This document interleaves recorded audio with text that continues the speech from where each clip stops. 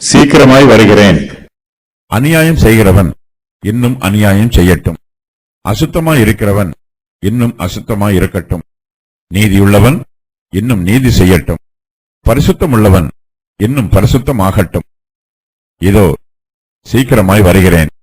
அவனவனுடைய கிரியைகளின்படி அவனவனுக்கு நான் அளிக்கும் பலன் என்னோட கூட வருகிறது. நான் அல்பாவும் ஓமகாவும் ஆதியும் அந்தமும் முந்தினவரும் பிந்தினவருமாய் இருக்கிறேன். கர்த்தருடைய பிள்ளைகள் பரிசுத்தமுள்ளவர்களாய் இருக்க வேண்டும்.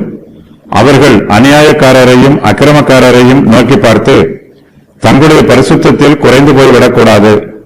அநியாயம் செய்கிறவன் இன்னும் அநியாயம் செய்யட்டும். அசுத்தமாய் இருக்கிறவன் இன்னும் அசுத்தமாய் இருக்கட்டும்.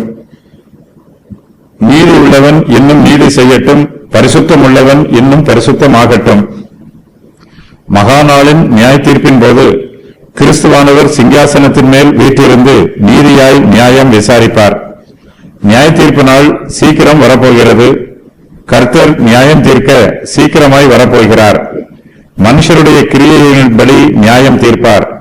அவனவனுடைய கிரியைகளின்படி அவனவனுக்கு கர்த்தர் அளிக்கும் பலன் கர்த்தரோடு கூட வருகிறது. கிறிஸ்துவானவரே எல்லாவற்றிற்கும் எல்லாமுமாக இருக்கிறார். அவரே ஆரம்பிக்கிறவரும் முடிக்கிறவருமாய் இருக்கிறார்.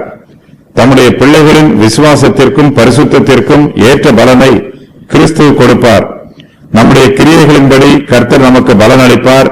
அவர் வரும்போது அவர் நமக்கு அளிக்கப் போகிற பலன் அவரோடு கூட வரும். கிறிஸ்துவானவரே அல்பாவும் ஓமேகாவும் ஆதியும் அந்தமும் முந்தினவரும் பிந்தினவருமாய் இருக்கிறார்.